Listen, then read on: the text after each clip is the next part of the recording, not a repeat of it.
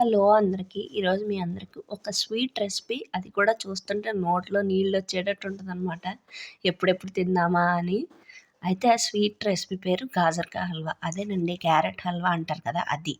అది కూడా రెడ్ క్యారెట్స్‌తో చేస్తే ఉంటదండి. అసలైన టేస్ట్ అంటే ఏంటో దీంతోనే వస్తదనమాట మంచిగా. ఈసారి నాకు మిక్సీ తీసుకున్నప్పుడే వచ్చింది. దాంట్లో ఒక స్టాండ్ లాంటిది ఉంటది. దానిపైన ఇలా క్యారెట్ గ్రేట్ చేసుకునేది పెట్టుకొని, మనం క్యారెట్స్ అయితే 5 మినిట్స్‌లో మనం గ్రేట్ చేసేసుకోవచ్చు.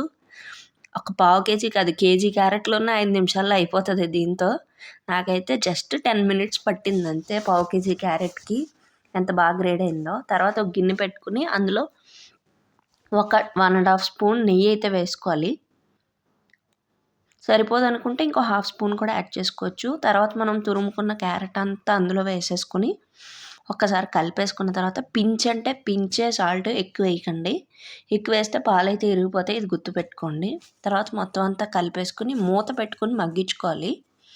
మగ్గిపోయిన తర్వాత అందులో ఒక 1 ½ కప్ వరకు పాలైతే పడతాయి. కాచి చల్లార్చుకున్న పాలు.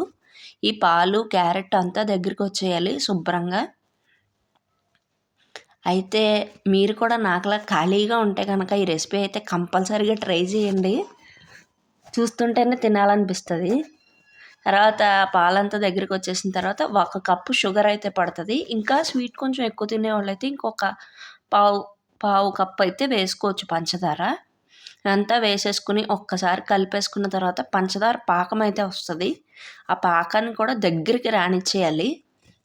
మీకు ఇందులో నచ్చితే డ్రై ఫ్రూట్స్ కూడా వేసుకోండి, బాగుంటాయి. బాదం, జీడిపప్పు నేను వేసాను కానీ ఆ క్లిప్ చూపించలేదు, మిస్ అయింది. ఫైనల్గా నా గాజర్కా హల్వా అయితే రెడీ అయిపోయింది. టేస్ట్ అయితే నోట్లో పెట్టుకుంటే అలా వెన్నలా కరిగిపోతుందనమాట. అంత బాగుంది. వేడి మీద బాగుంటుంది, ఫ్రిడ్జ్లో పెట్టుకుని తింటే ఇంకా బాగుంటుంది. మీరు ఎప్పుడైనా ట్రై చేశారా? ట్రై చేయకపోతే ట్రై చేసి మీ ఫీడ్బ్యాక్ని నాకు కామెంట్ చేయండి. Thank you for watching. Bye.